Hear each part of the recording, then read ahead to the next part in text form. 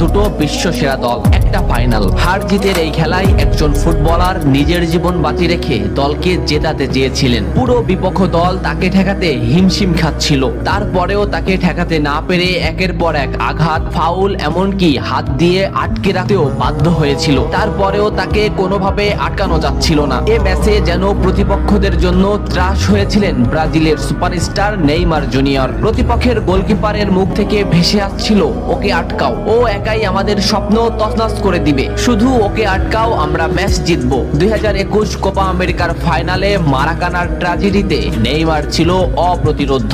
স্মৃতির পালে হাওয়া দিয়ে চলুন দেখি এ ম্যাচে নেইমার প্রতিপক্ষদের জন্য কতটা দুর্বিষহ ছিল। এক অসাধারণ স্কিল দিয়ে ম্যাচটা শুরু করেন নেইমার। লো সেলসোর মাথার উপর দিয়ে এক অসাধারণ ড্রাবলে বল নিয়ে নেইমার বিপক্ষ দলকে বুঝিয়ে দিলেন যে এই ম্যাচটি হবে নেইমারময়। এই মোমেন্টটা লক্ষ্য করুন, মাঝ মাঠে বল, ক্যাসিমিরো নেইমারকে বল দিল। এই মোমেন্টে পিছন থেকে দি বল, সামনে থেকে আর্জেন্টিনার আরেকটি খেলোয়াড় সরাসরি নেইমারের পায়ে ট্যাকেল করলো। এভাবেই চলতে থাকে ম্যাচ। ম্যাচের 12 মিনিটে নেইমারের উপর যে আক্রমণ চলছে তার কিছুটা প্রমাণ মেলে। প্রতিপক্ষের খেলোয়াড়রা নেইমারের প্যান্টি ছিঁড়ে ফেলে, নেইমার সেটা রেফারিকে দেখায়। ম্যাচের 15 মিনিটে আবারও নেইমার বল নিয়ে সামনে আগাচ্ছে, কিন্তু আর্জেন্টিনার একটি খেলোয়াড় তাকে সরাসরি পায়ে ট্যাকেল করে, মাটিতে গড়িয়ে পড়েন তিনি। এত কিছু করেও নেইমারকে তারা আটকাতে পারছিল না। ম্যাচের এই মোমেন্টটা লক্ষ্য করুন, লেফট সাইড থেকে বল টেনে নিচ্ছে নেইমার। এই মোমেন্টে নেইমারকে ঘিরে আসছে প্রতিপক্ষের 4টি খেলোয়াড়। দুটি খেলোয়াড় সরাসরি নেইমারকে পায়ে ট্যাকেল দিলেন,